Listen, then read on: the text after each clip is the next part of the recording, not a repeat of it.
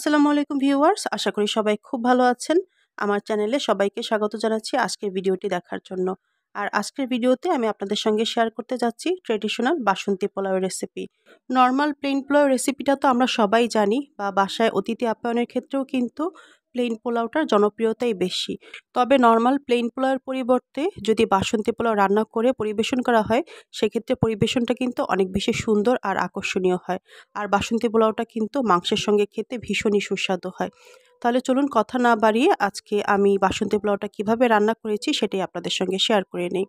বাসন্তী পোলাও রান্না করার জন্য এখানে আমি 500 গ্রাম পোলাওয়ের চাল আধা ঘন্টা ভিজিয়ে রেখে তারপর ভালো করে ধুয়ে পানি ঝরিয়ে নিয়েছি। চালটা কিন্তু রান্না করার জন্য একদম রেডি হয়ে গেছে। তবে যেহেতু আজকে বাসন্তী পোলাও রান্না করছি, তাই পোলাও রান্না করার আগে আরও কিছু কাজ করে নিতে হবে। এই তো চালের সঙ্গে আমি স্বাদ মতো লবণ মিশিয়ে দিলাম। এখানে আমি 1 চা চামচ পরিমাণে লবণ দিয়েছি। তারপর দিয়ে দিচ্ছি 2 চা চামচ পরিমাণে ঘি, আর সেই সাথে ব্যবহার করব কয়েক ফোঁটা yellow food colour. Yellow food কালারটা বাসন্তী পোলাওয়ে দিলে কিন্তু পোলাওয়ের কালারটা খুবই সুন্দর হয়। তবে কারো বাসায় যদি ইয়েলো ফুড কালার না থাকে, তবে ফুড কালারের পরিবর্তে রান্নায় ব্যবহৃত আধা চা চামচ পরিমাণে হলুদের গুঁড়ো দেওয়া যেতে পারে। হলুদের গুঁড়োটা দিলেও কিন্তু বাসন্তী পোলাওয়ের কালারটা বেশ ভালো আসে।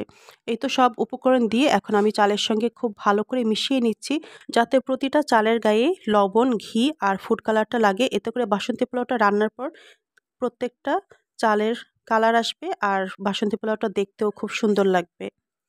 এই তো চালের সঙ্গে সবকিছু ভালো করে মেশানো হয়ে গেছে। এখন চালটাকে এক সাইডে রেখে দিলাম, আর চুলায় চলে যাচ্ছি এখন বাসন্তী পোলাওটা রান্না করে নেওয়ার জন্য।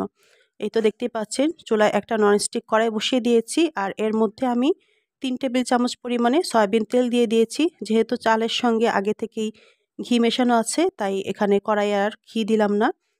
তেলটা গরম হওয়ার পর কিছু গোটা গরম মশলা দিয়ে দিয়েছি। তার মধ্যে আছে 2টো তেজপাতা, এলাচি, দারচিনি আর লবঙ্গ। তারপর 2টো বড় সাইজের পেঁয়াজ কুচি দিয়ে দিলাম। পেঁয়াজগুলোকে মিনিট খানেকের মতো ভেজে নেব। লবণ যেহেতু চালের সঙ্গে দেওয়া আছে, তাই পেঁয়াজ ভাজার সময় আমি আর লবণ দিচ্ছি না। পেঁয়াজটা মিনিট খানেক ভাজার পর যখন কিছুটা নরম হয়ে আসবে, তখনই কিন্তু এর মধ্যে দিয়ে দিচ্ছি 1 চা চামচ পরিমাণে আদা রসুন পেস্ট। আদা রসুন পেস্ট নেড়ে চেড়ে পেঁয়াজের সঙ্গে মিশিয়ে নিচ্ছি। তারপর এর মধ্যে বাসন্তী পোলাও রান্না করার জন্য রেডি করা চালটাকে দিয়ে দেব। পোলাও রান্না করার ক্ষেত্রে ভাজা পেঁয়াজের কালারটা কিন্তু বেশ বড় একটা ভূমিকা রাখে, সেটা সাদা পোলাওই হোক আর বাসন্তী পোলাও হোক। পেঁয়াজটা ভাজার সময় যদি পেঁয়াজের কালারটা লালচে হয়ে যায়, তাহলে কিন্তু সাদা প্লেন পোলাওয়ের কালারও সাদা আসবে না। আর বাসন্তী পোলাওয়ের ক্ষেত্রেও কিন্তু ঠিক একই ঘটনা, বাসন্তী পোলাওয়ের কালারটাও কিন্তু ভালো আসবে না। এজন্যই পেঁয়াজ ভাজার ক্ষেত্রে খেয়াল রাখতে হবে যাতে পেঁয়াজটা খুব বেশি ভাজা না হয় বা পুড়ে না যায়। চালগুলো দিয়ে ভাজা পেঁয়াজের সঙ্গে ভালো করে নেড়েচেড়ে মিশিয়ে নিচ্ছি। চালগুলোকে 2 থেকে 3 মিনিটের মতো খুব ভালোভাবে ভেজে নেব।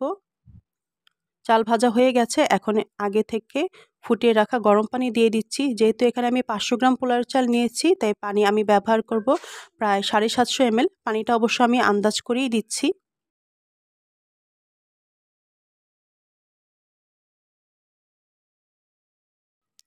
গরম পানি দেওয়া হয়ে গেছে, আর একটু নেড়েচেড়ে নিচ্ছি। আর এই তো দেখতেই পাচ্ছেন গরম পানি দিয়ে নাড়াচাড়া করার পর তেলে দেওয়া গোটা গরম মশলাগুলো কিন্তু পানির উপরে ভেসে উঠেছে। এখন এই ভেসে ওঠা গরম মশলাগুলোকে আমি উঠিয়ে ফেলে দিচ্ছি, কারণ গরম মশলার ফ্লেভার অলরেডি পোলাও চালের সঙ্গে মিশে গেছে। আর গরম মশলাগুলো থাকলে বাসন্তী পোলাওটা রান্নার পর দেখতে কিন্তু খুব একটা ভালো লাগবে না। আর তাই গোটা গরম মশলাগুলো সব উঠিয়ে নিলাম। এখন আবার একটু নেড়ে চেড়ে 7-8টা আস্ত কাঁচামরিচ দিয়ে দিলাম ফ্লেভারের জন্য। তারপর কড়াইটাকে ঢেকে দিচ্ছি। এখন চুলার ফ্লেমটা মিডিয়াম আঁচে আছে। 10 মিনিট পর চুলার আঁচটাকে একদম কমিয়ে পোলাওটাকে দমে বসিয়ে দেব, আর লিডের মধ্যে যে ছিদ্রটা আছে সেটাকেও বন্ধ করে দেব।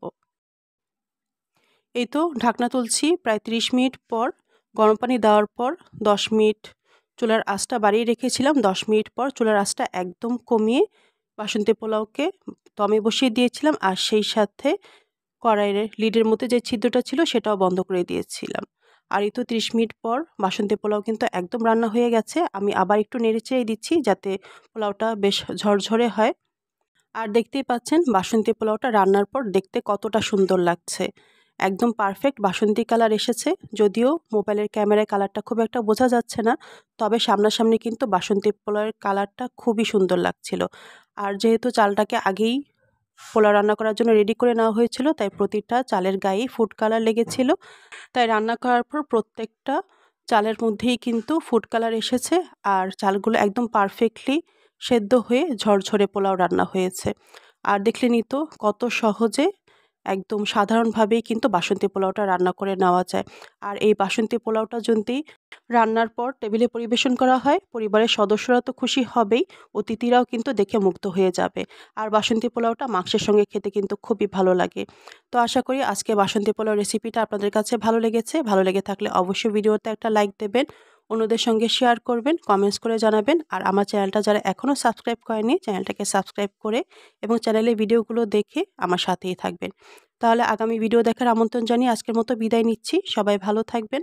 আল্লাহ হাফেজ।